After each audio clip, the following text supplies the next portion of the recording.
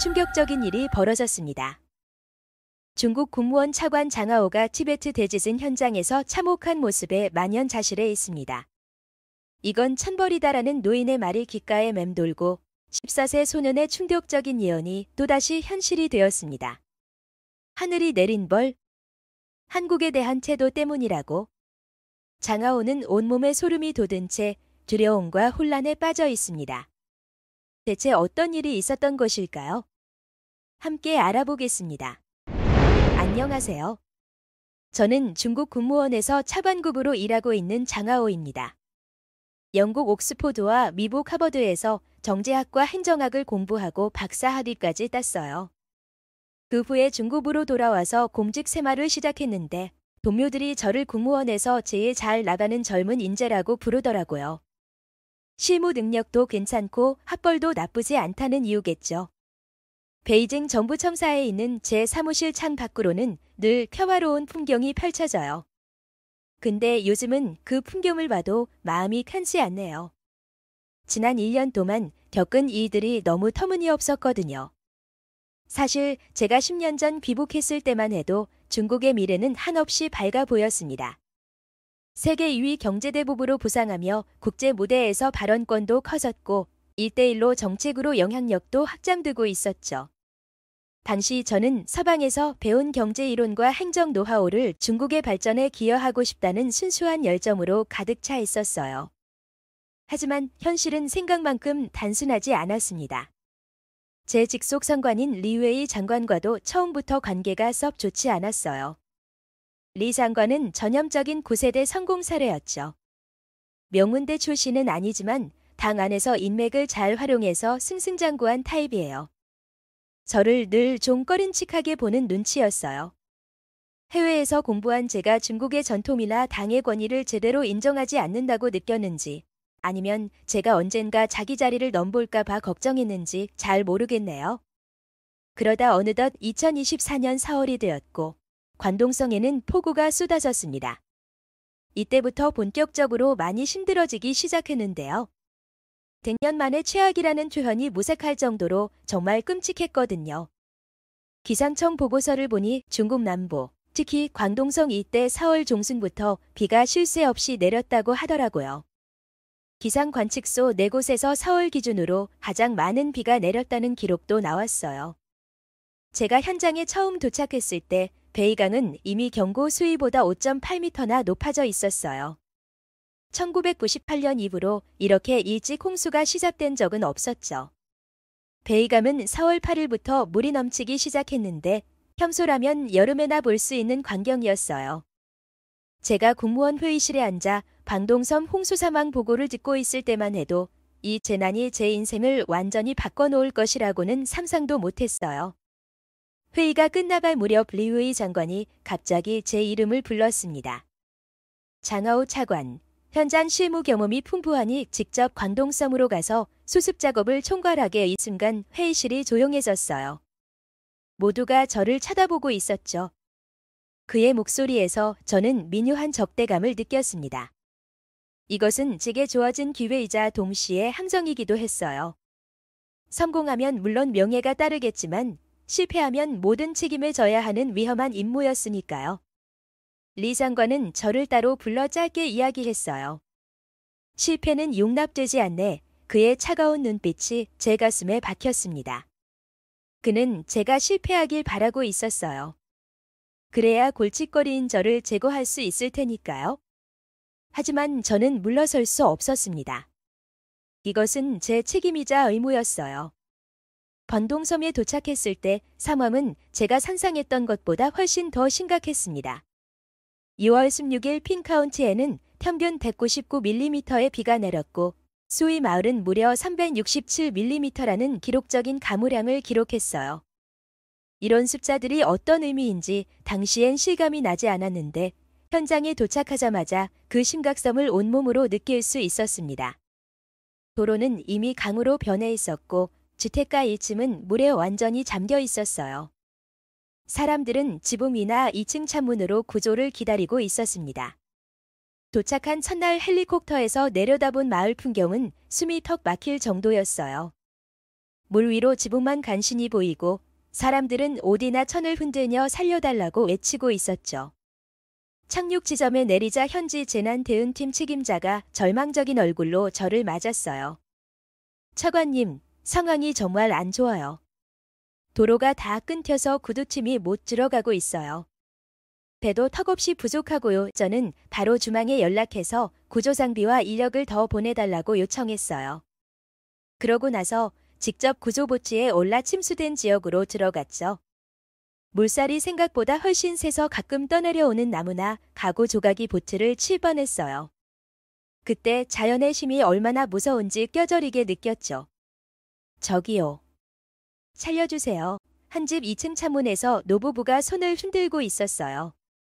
우리는 조심스럽게 보트를 몰아갔고 할머니를 먼저 태웠죠. 그런데 할아버지가 갑자기 집 안으로 다시 들어가겠다고 우기더라고요. 안 돼요. 위험해요. 제가 소리쳤지만 할아버지는 듣지 않았어요. 우리 60년 결혼 사진이 있어요. 그거라도 챙겨야죠. 할아버지가 집 안으로 들어간 지 30초도 안 됐을 때였어요. 갑자기 천둥 같은 소리가 나더니 집이 무너지기 시작했죠. 우리는 미친 듯이 소리 지르며 할아버지를 불렀지만 아무 소리도 안 들렸어요. 할머니의 비명소리가 귓가에 오였죠. 그날 밤은 잠이 안 왔어요. 눈을 감으면 그 무너지는 집이 자꾸 떠올랐거든요. 폭우가 시작된 지 2주 만에 메이저호시에서만 47명이 목숨을 잃었어요. 그 중에는 어린아이들도 있었죠. 무너진 학교 건물 밑에서 발견된 7살 소년을 볼 때마다 가슴이 찢어질 것 같았어요. 그 아이 손에는 엄마가 쥐어준 듯한 작은 인형이 꼭 쥐어져 있었죠. 시간이 갈수록 상황은 더 나빠졌어요. 비는 멈출 기미가 안 보였고 강물은 계속 불어났죠.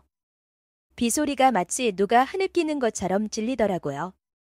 구조대를 이끌며 밤낮 없이 뛰어다녔지만 무너진 다리 밑에서 발견되는 시신들을 볼 때마다 힘이 쭉 빠졌어요. 특히 기억에 남는 순간이 있어요. 비가 잠깐 멈춘 오후, 수위가 조금 내려가서 간신히 들어갈 수 있게 된 마을에 갔을 때였죠. 차관님, 여기에요. 현장 책임자가 외쳤어요. 빗속에서 헤드라이트를 비추며 몸을 숙였더니 진흙 속에 묻힌 한 가족이 보였어요. 부모가 아이를 꼭 안고 굳은 모습이었죠. 그걸 보는 순간 무릎이 풀려서 주저앉았어요.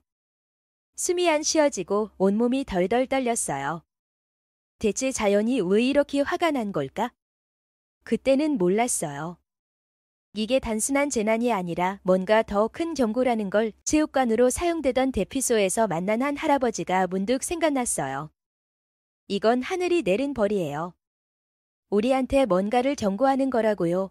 당시엔 그냥 충격을 받은 노인의 험함한 말씀으로 여겼는데 그 뒤로 벌어진 일들을 보면 그 말이 소름 끼치게 맞았습니다. 구조작업이 한창일 때 임시 대피소로 쓰이는 체육관에 가봤어요. 거기엔 500명쯤 되는 이재민들이 있었죠. 담요 위에 웅크린 가족대, 배급을 기다리는 긴 줄, 구호품을 나눠주는 자원봉사자들. 다들 지쳐 보였지만 그래도 서로 돕는 모습이 보였어요. 체육관 한쪽 구석에 앉아있던 할아버지가 눈에 들어왔어요. 흰 수염의 주름이 깊게 파인 얼굴이었죠. 저는 다가가서 필요한 게 있는지 물어봤어요. 아니요, 괜찮아요. 할아버지가 조용히 대답했어요. 근데 눈빛이 이상할 정도로 맑고 깊더라고요. 할아버지, 어디서 오셨어요? 먼 산골에서 왔어요. 60년 살았던 집이 하루 만에 물에 잠겼네요. 저는 할아버지 손을 잡고 위로를 건넸죠. 그때 할아버지가 갑자기 제 눈을 똑바로 쳐다보며 말했어요. 이건 하늘이 내린 벌이에요. 우리한테 뭔가를 경고하는 거라고요? 그 말에 저는 잠시 멈칫했어요.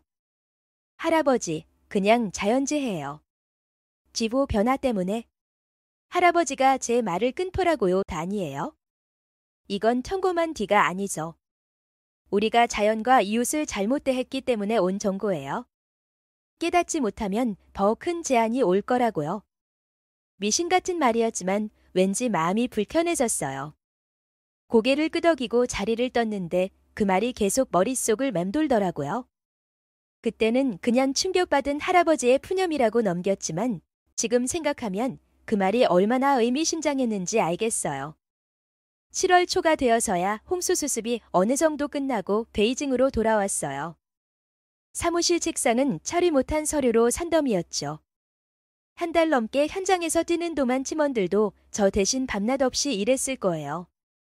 특히 제 부하 직원 순밍은 성실한 친구였어요. 제가 커피를 마시며 보고서를 보고 있는데 순민이 문을 살짝 두드리더라고요. 차관님, 잠깐 얘기 좀 해도 될까요? 피곤한 눈을 디비며 고개를 끄덕였어요. 사실 이번 홍수랑 관련해서 좀 이상한 소식을 들었어요. 목소리가 평소보다 작았어요. 누가 들을까 걱정하는 것 같았죠. 순밍은 원래 조심성이 많은 편인데 그날은 유독 더 신경 쓰는 눈치였어요. 주변을 살피더니 문을 꼭 닫았죠. 무슨 소식인데? 윈난성에서 온 양지엔이라는 소년에 반한 건데요. 특별한 능력이 있는 아이라고 하는데 작년 말 홍콩 인터뷰에서 올해 광동성에 큰 홍수가 올 거라고 정확히 맞췄대요. 게다가 곧 티베트에서 지진이 나고 5월부터 양쯔강이 3번 넘칠 거라고도 했다네요. 처음엔 터무니없게 들렸어요. 과학자도 아닌 아이가 재난을 예측한다니 믿기지 않았죠. 그 아이에 대해 더 알아봤어? 순민이 조심스럽게 폴더를 꺼냈어요. 2011년에 윈난성 작은 마을에서 태어났대요. 놀랍게도 상고 3개월 만에 말을 했고 1살 때 복잡한 수학 문제를 풀었다고 하네요. 의심스러운 눈으로 폴더를 봤어요. 정말이야? 더 놀라운 건 3살 때부터 자신이 티베트 고승의 전생이라고 했다는 거예요. 티베트어를 배운 적도 없는데 유창하게 했고 옛 티베트 사찰 구조나 의식을 자세히 설명했다고 하네요. 심지어 아빠가 양지엔이 알려준 영산법으로 오랜 병을 고쳤다고 주장해요.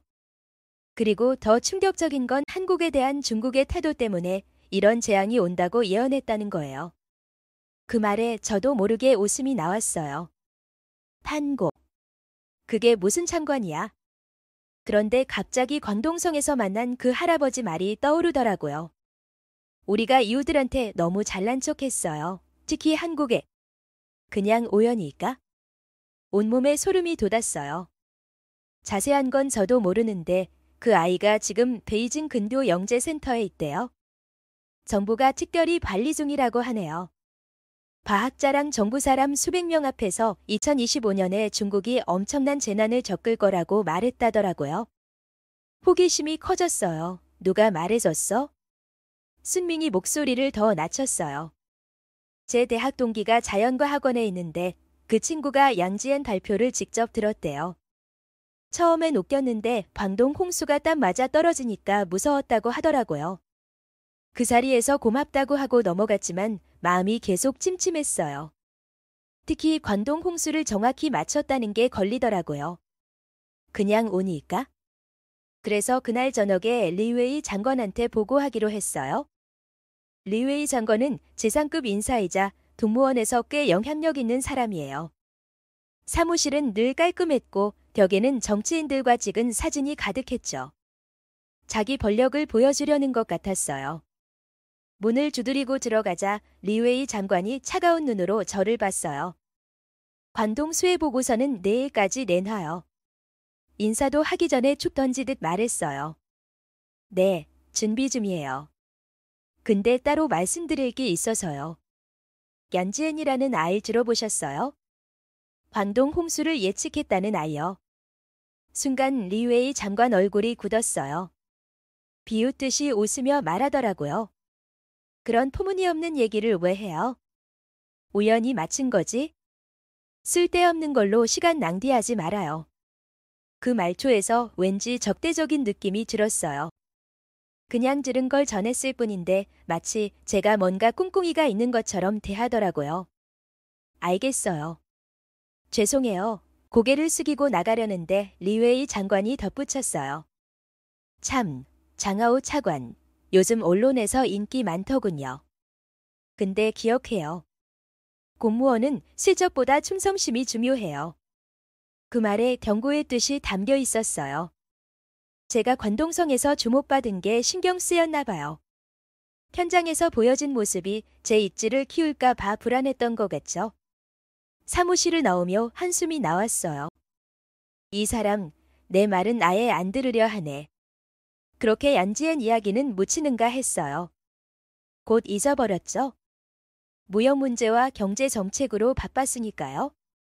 그러다 2025년 1월 7일 모든 게 뒤바뀌는 순간이 왔어요. 그날 아침 사무실에서 미중 무역 보고서를 보고 있었는데 비서가 급하게 문을 두드렸어요. 차관님. 쑥블레요. 티베트시가 제시 팅리 카운티에서 규모 7.1의 지진이 났어요. 그 순간 온몸에 소름이 돋았어요. 승민이 몇 달 전에 말했던 양지엔의 예언이 떠올랐죠.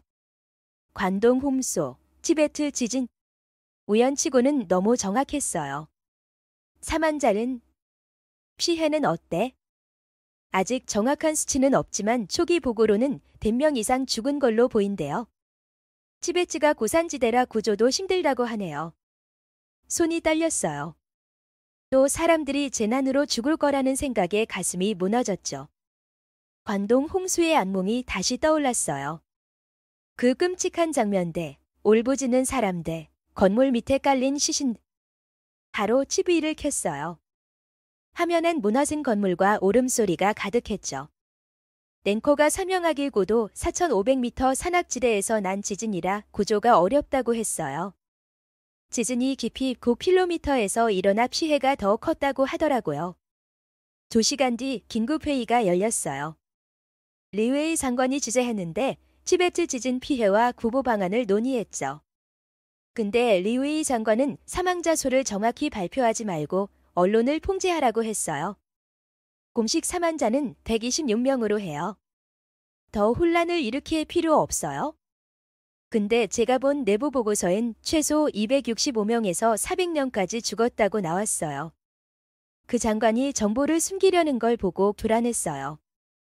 왜 사실을 감추려는 걸까? 이런 때 정확한 정보가 생명을 구하는데 필수인데요. 회의 끝나고 리웨이 장관과 단둘이 얘기할 기회를 잡았어요. 심장이 쿵쾅거렸지만 더는 못 참겠더라고요. 장관님, 작년에 말씀드린 양지엔 기억나세요? 광동 홍수를 마쳤는데 이번 티베트 지진도 그 아이가 예언했다고 합니다. 양쯔강이 5월부터 7월, 9월까지 3번 넘친다고도 했어요. 2번이나 맞췄는데 이건 우연이 아닌 것 같아요. 리웨이 장관 얼굴이 살짝 변했어요. 뭔가를 감추려는 듯 했죠. 눈이 잠깐 흔들리더라고요. 2번 연속이라 우연치고는 드물긴 하네요. 알았어요. 알아볼게요. 갑작스런 태도 변화에 놀랐어요. 뭔가 마음을 움직인 걸까? 아니면 위에서 관심을 가진 걸까? 그리고 제가 말을 이었어요. 그 아이가 이 제안이 한국에 대한 우리 태도 때문이라고 했다네요. 리웨이 장관 눈빛이 날카로워졌어요. 뭐라는 거야? 한국. 그런 나라가 뭐 대수라고.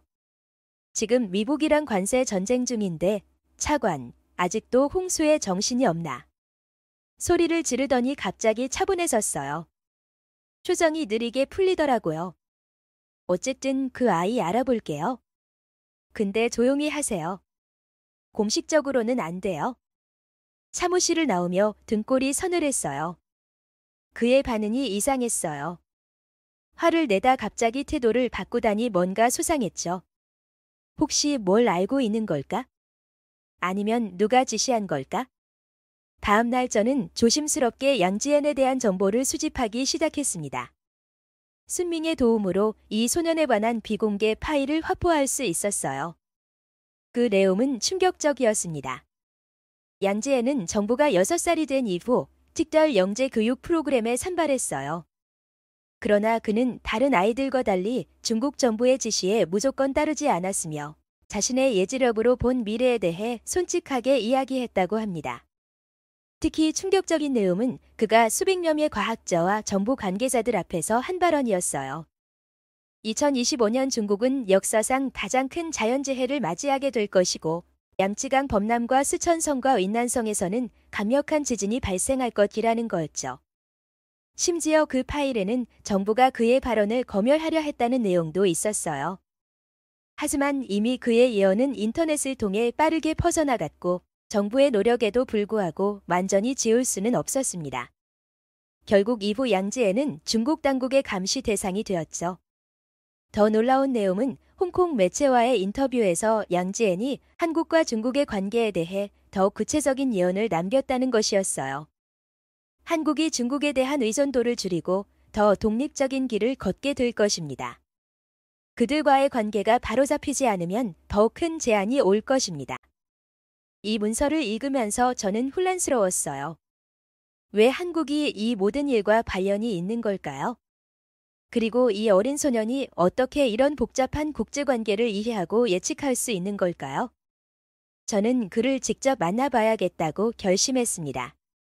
그렇게 2025년 4월 초, 저는 베이징 물곽에 위치한 영재교육센터를 방문했어요.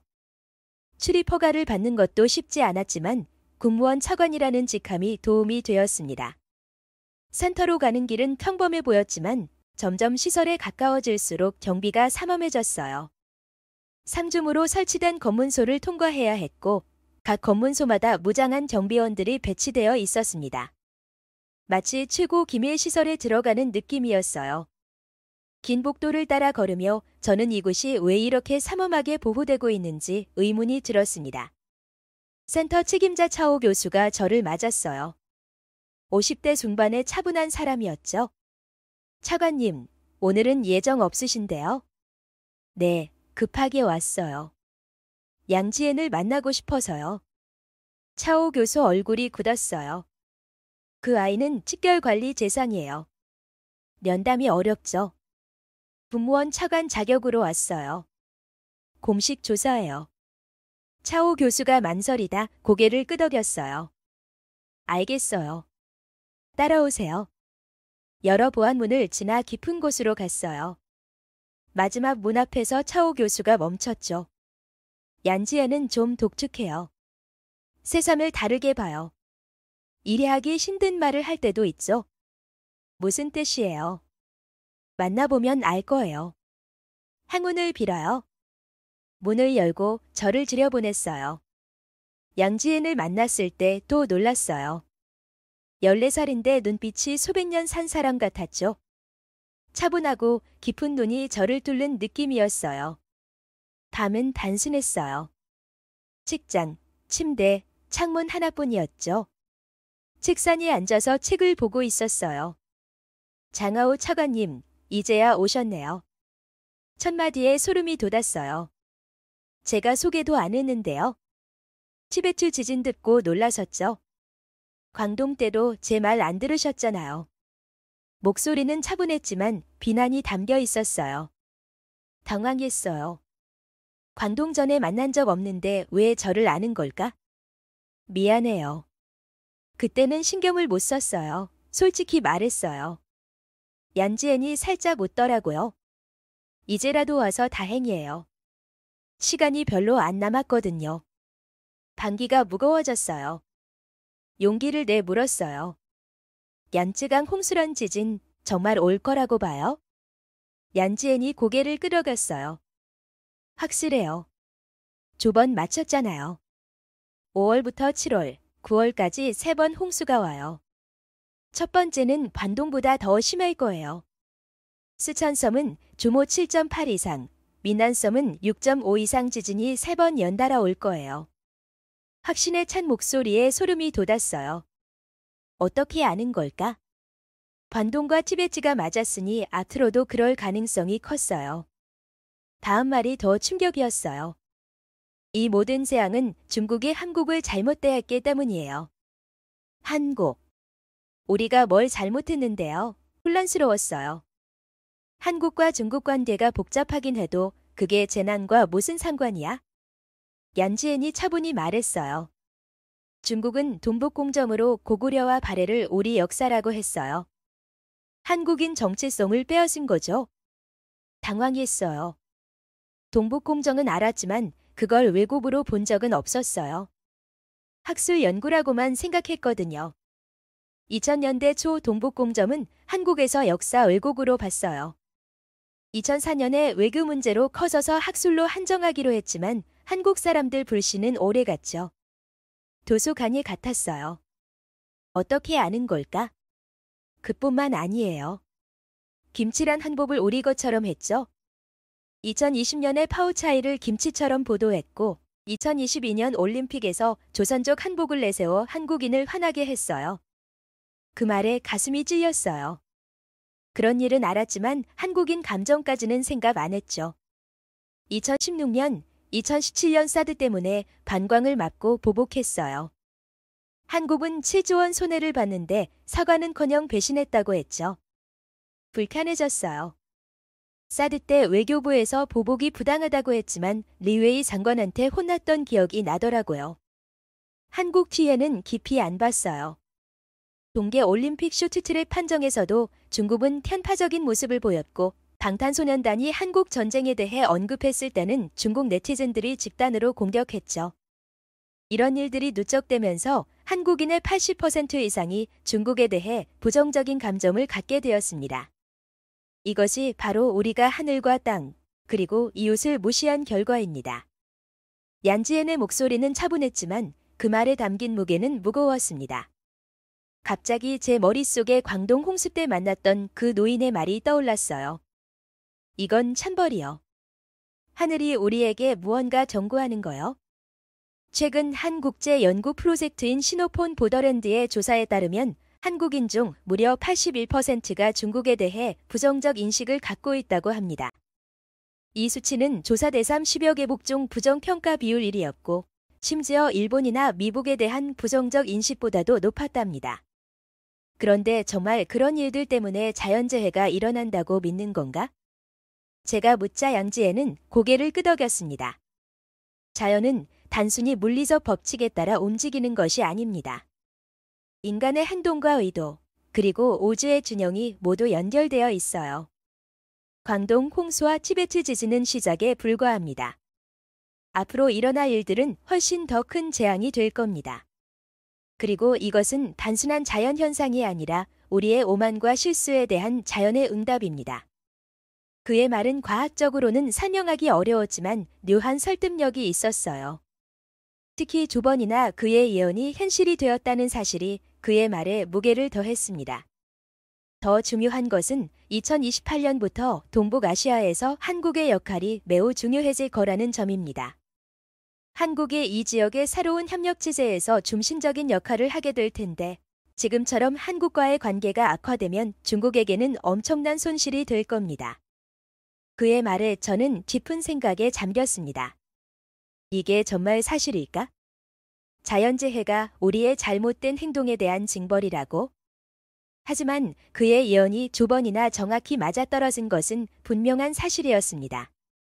그럼 어떻게 해야 하지? 한국에 대한 진정한 사과가 필요합니다. 역사 왜곡을 인정하고 경제 보복에 대해 사과하고 문화적 존중을 약속해야 합니다. 그것이 우리가 스스로를 구할 수 있는 유일한 방법입니다. 그의 말은 논리적으로 이해가 됐지만 현실적으로는 쉽지 않았어요. 중국 정부가 공식적으로 한국에 사과한다는 것은 전례가 없는 일이었고 특히 지금처럼 미국과의 관세 전쟁이 한창인 상황에서 다른 외교적 문제까지 만들고 싶어 하지 않을 터였습니다. 사실 한국에 대한 진심 어린 사과가 왜 그렇게 어려운 걸까요? 우리가 실수를 인정하고 올바른 역사 인식을 갖는 것은 궁극적으로 중국에게도 도움이 됩니다. 이웃 국가와의 신뢰를 쌓는 것이 장기적으로는 모두에게 이익이 되는 일입니다. 얀지엔의 목소리에는 진심이 담겨 있었어요. 그는 진정으로 중국의 미래를 걱정하고 있었습니다. 저는 그의 성숙한 사고방식에 다시 한번 놀랐어요. 그런데 어떻게 그런 복잡한 외교 문제나 역사적 사실들을 그렇게 잘 알고 있는 거지? 그는 잠시 창밖을 바라보더니 조용히 말했습니다. 전생의 기억이 있습니다. 그리고 책을 많이 읽었어요. 간단한 대답이었지만 그 속에 담긴 의미는 깊었어요. 양지엔과의 대화를 마치고 나오면서 제 마음은 무거웠습니다. 과연 두모원이 이런 이야기를 받아들일까요? 특히 지금처럼 미국과의 무역 전쟁이 한창인 상황에서. 하지만 한 가지는 확실했어요. 이대로 가만히 있을 수는 없다는 것. 베이징으로 돌아오는 길에 저는 계속해서 양지엔의 말을 곱씹었습니다. 만약 그의 예언이 맞다면 다음 달에 양쯔강 유역의 대홍수가 닥칠 것이고 그 뒤로도 두 번의 홍수가 더 있을 거예요. 스촨성에서는 수만 명의 사람들이 목숨을 잃을 수도 있습니다. 그것도 단지 우리가 한국에 대해 잘못된 태도를 취했다는 이유로요. 과학적으로 설명되지 않는 일이지만 이미 두 번이나 그의 예언이 맞았어요. 확률론적으로도 이건 단순한 우연이라고 보기에는 너무 희박했습니다. 저는 이 정보를 국무원에 보고해야 한다고 생각했어요. 만약 정말 다음 달 대홍수가 온다면 우리는 지금부터라도 대비해야 했습니다. 다음 날 저는 리웨이 장관에게 양지엔과의 대화 내용을 보고했습니다. 예상대로 그의 반응은 냉담했어요. 한국의 사과라고? 말도 안 되는 소리. 중국이 왜 그런 작은 나라에 사과를 해? 우리는 지금 미국과의 관세 전쟁을 치르는 중이야. 그게 훨씬 중요하다고. 그의 목소리는 점점 커졌습니다. 사무실 책상을 주먹으로 내리치기까지 했죠. 하지만 장관님, 그 아이가 예언한 광동 홍수와 티베트 지진이 정확히 일어났습니다. 이제 한 달 후면 양쯔강 홍수가 시작된다고 하는데 그런 미신을 믿는 건가? 자네가 그 정도 수준의 공무원인 줄 몰랐네. 그 장관의 말에는 조롱이 묻어났습니다. 하지만 저는 물러서지 않았어요. 장관님, 이건 국가 안보의 문제입니다. 만약 그 예언이 맞다면 우리는 엄청난 인명과 재산 피해를 입게 될 거예요. 조금이라도 가능성이 있다면 우리는 미리 대비해야 하지 않을까요?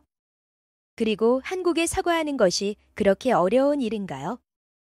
우리가 과거의 실수를 인정하는 것은 결국 우리 자신을 위한 일이기도 합니다.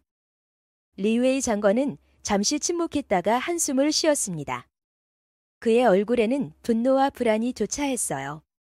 좋아, 내일 국무원 전체 회의에서 보고하게.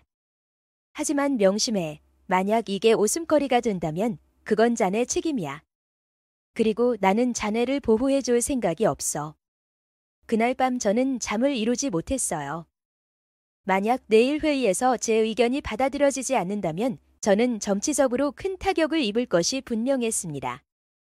하지만 그것보다 더 무서운 것은 양지엔의 예언이 현실이 되어 많은 사람들이 또다시 고통받게 될 것이라는 사실이었어요. 침대에 누워 천장을 바라보며 저는 광동 홍수 현장에서 만난 그 노인의 말을 다시 떠올렸습니다. 이건 천벌이요. 하늘이 우리에게 무언가 경고하는 거요. 와 그때는 단순한 미신이라고 생각했지만 이제는 그 말의 무게가 달라지게 느껴졌어요. 다음 날 아침 눈을 떴을 때 저는 이산한 평온함을 느꼈습니다. 옳은 일을 하려는 마음이 두려움을 넘어선 것 같았어요. 어쩌면 이것이 진정한 용기인지도 모릅니다. 회의장으로 향하는 발걸음이 무거웠지만 제 마음은 확고했어요. 역사는 언제나 누군가의 용기 있는 첫걸음으로 바뀌어 왔으니까요. 저는 이 순간이 중국의 새로운 시작이 될 수도 있다고 생각했습니다. 그 소년의 목소리가 귓가에 맴돌았어요. 자연은 우리의 행동에 반응합니다. 어쩌면 우리 모두가 잊고 있던 진리일지도 모릅니다. 이웃을 존중하고 역사를 인정하며 겸손한 마음으로 자연과 조화를 이루는 것, 그것이 진정한 강대국의 길이 아닐까요? 회의실 문을 열며 생각했습니다. 15억 중국인의 미래는 이제 우리의 선택에 달려있다고. 여러분, 오늘 중국 국무원 차관 장하오가 겪은 소름 끼치는 한국 천벌 예언 사연 어떠셨나요? 특히 14세 천재 소년 양지엔의 놀라운 예언과 한국과의 관계 회복을 위한 장하오의 용기 있는 선택이 인상적이었습니다. 혹시 여러분도 이웃나라와의 관계에 대한 생각이나 비슷한 사연을 알고 계시다면 댓글로 꼭 공유해주세요. 항상 좋은 사연으로 찾아뵙기 위해 매일 오후 6시에 새로운 영상을 업로드하고 있습니다. 구독과 좋아요, 알림 설정으로 다음 이야기도 놓치지 마세요. 다음 영상을 클릭하시면 더 많은 해외 반응 사연을 이어서 보실 수 있습니다.